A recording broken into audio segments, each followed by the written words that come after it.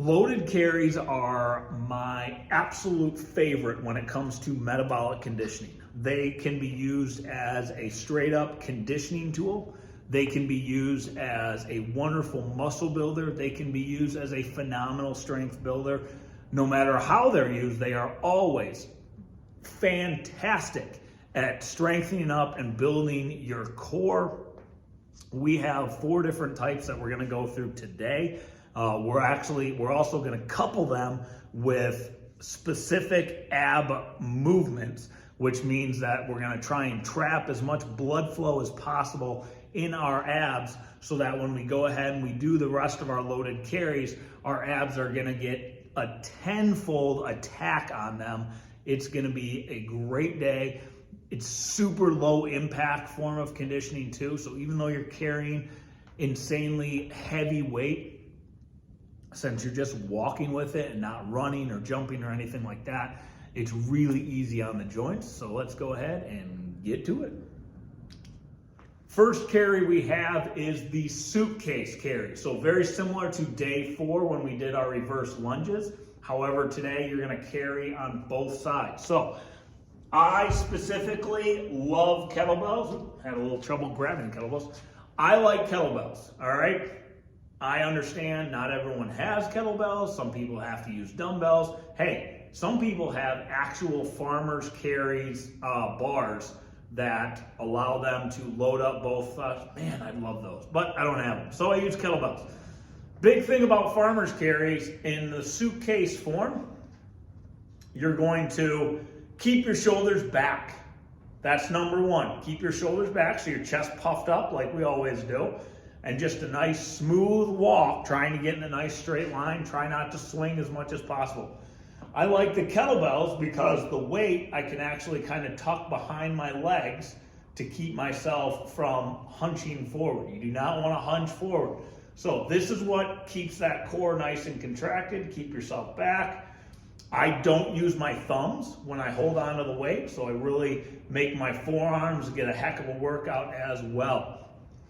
When you're turning around, you can turn either direction. It really doesn't matter. Just make sure you're staying under control. Again, if you have to set them down, kind of shake out your grip, that's perfectly fine as well. Just make sure, just like a rest pause set, you don't rest for too long. You get them right back up and you try and finish it out strong. A serratus crunch on the Swiss ball, it can be done with weight or without weight. You're going to do it for a minute. So I would absolutely recommend no weight the first time. Basically what it is despite the name crunch, it's not a crunch. You're actually pushing your weight all the way to the top. So you're going to lay back on the Swiss ball. So the ball is on your lower back. I like to put my hands up in the air and I pick a spot up on the ceiling and I just go and try and touch it. And then once you get up there, I want you to hold that peak contraction for about 1 to 2 seconds. Lower yourself all the way under control.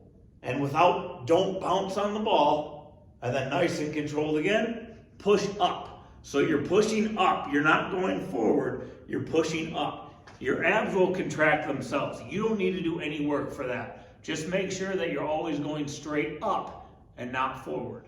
Second type of loaded carry is the rack carry. Now, if you remember back, in day 2, we racked the kettlebells when we were doing the kickstand squats. So we're gonna do that again, except we're gonna rack on 2 different sides. Now, you don't have to use kettlebells. You can use dumbbells if you want. I'm gonna show you with both right now.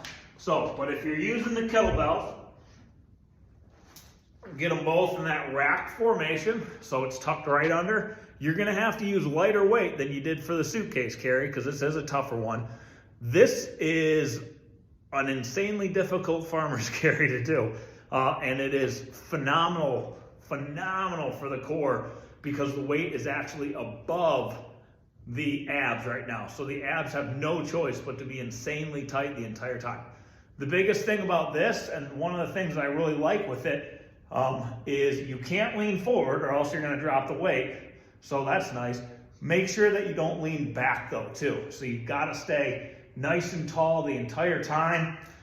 So again, don't overdo it right off the bat. You're gonna do 5 rounds of this. So if you need to start a little bit lighter on round number 1 and work your way up, I'm perfectly fine with that. That's great. But definitely start a little bit lighter. Don't burn yourself out right away. If you're gonna do it with dumbbells, let me just grab my dumbbells here. You're gonna hold them more in that front position. So you can keep your elbows in if you want a little more ab activation. Trying to hold your elbows out a little bit is gonna increase the difficulty, and it's what I would recommend, but it's completely up to you. If you wanna go a little bit heavier with the weight, then put your elbows down. If you wanna go a little bit lighter on the weight and test your stability level and make sure your abs are a little tighter, then go a little bit lighter, keep the elbows out. Either way, you're in for a load of fun. Froggy crunches, so you're going to get yourself in that, almost like you're doing that that stretch, the butterfly stretch. So you want your feet, the soles of your feet pressed together. You're gonna go ahead and lie it back. Try and get your feet, your heels as close into your body as possible. And what you're gonna do, I like to put my hands out, and then when I crunch, I'm actually pushing myself forward again. I like to try and slide my palms up to my kneecaps. And then, so again, your abs will contract themselves. Don't worry about that. You're just worried about trying to get your palms over your kneecaps.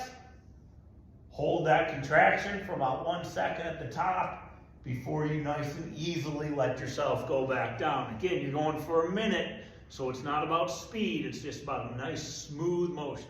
Third carry that you have is the barbell overhead carry. Now, this one's gonna have to be the lightest out of the 3 that we've done so far because one, the weight's above your head. So you can't use the same amount of weight above your head that you did in the suitcase hold unless you're really going easy on the suitcase hold.